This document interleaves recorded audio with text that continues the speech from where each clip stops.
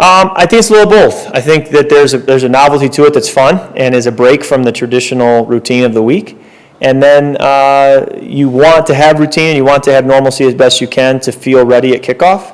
And so you try to stick to your routine, knowing that's a little unrealistic, and enjoy the fact that it was such a cool practice out there with looking out at the rolling hills. I felt like I was looking out, one of the homes in the distance looked like the Skyfall mansion in the James Bond movie. And it just had a cool feel to it. So, you kind of enjoy that part of it. And I think it creates a fun storyline anytime the two teams get together just because of the history. And that's what's so fun about so many teams in our league is the history can go back to memorable moments where fans and players remember where they were when a certain moment happened against two teams. And it has, in a way, become a bit of a rivalry. Certainly we all have our rivals. Different teams have their rivals. And we've played several times over the last few years, had some great games and back and forth. And I think that's what happens when you get two good teams together. Well, I just have a great deal of respect for the players and for the play caller. Coach Allen has been the leader of that defense for a long time and done a great job. They've played in a lot of big games, won a lot of games, won their division many times. And we've played against him, and then a lot of the names I've played against going back to 2017, 2018, 2019, it's a lot of the same names. And so these are guys who have played in big games, played at a high level, gone to Pro Bowls, been all pro. And they're all still playing together. And I think that says a lot about the challenge we have up ahead of us on Sunday. Just heard about it. We did not have television on the flight.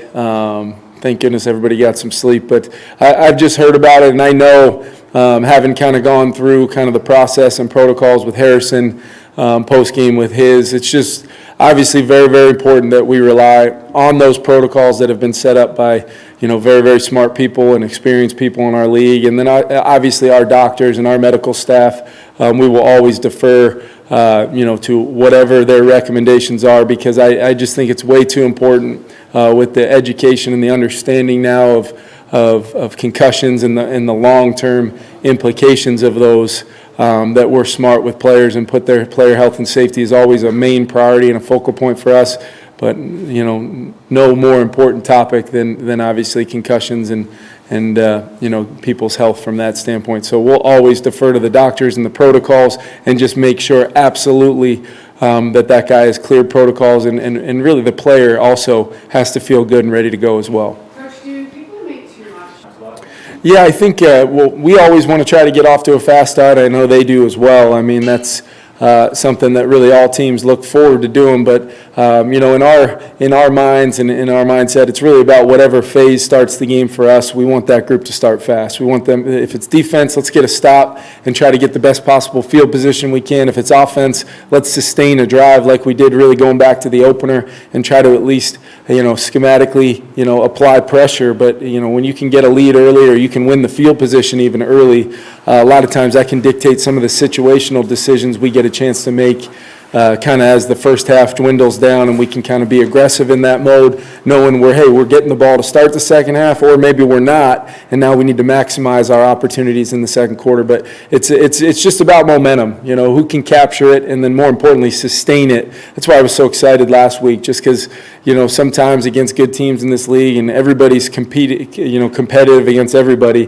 with how our league is set up. So you're going to have to overcome some adversity.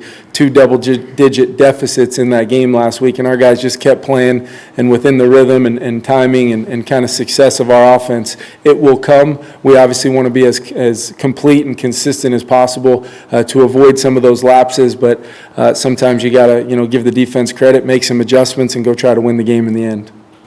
Yeah, I think it's one thing for defenses to have kind of a plan within the normal ways that they play defense, but I give a lot of credit to the last 2 teams we played. They've had a real tight plan for him and kind of aware of where he is on the field at all times and adjusted accordingly. We'll continue to find things within our offense, but also we're going to do some different things with him and just always try to put him in the best possible situation for success, and ultimately we feel really strongly about his ability to win in one-on-one matchups, and he's seen some physical coverage early on in the season, and that's been I think a really good thing for him as he kind of continues to add to his toolbox of snap in and snap out, how to win, how are we helping him win, which is a really important thing. And then ultimately that rhythm with Kirk, to be able to play out those looks with him and obviously be aggressive to him because he's a real weapon for us and will continue to be week in and week out.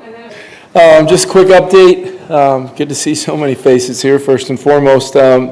A quick update, Andrew Booth was limited today, and we're going to go ahead and list him doubtful for the game.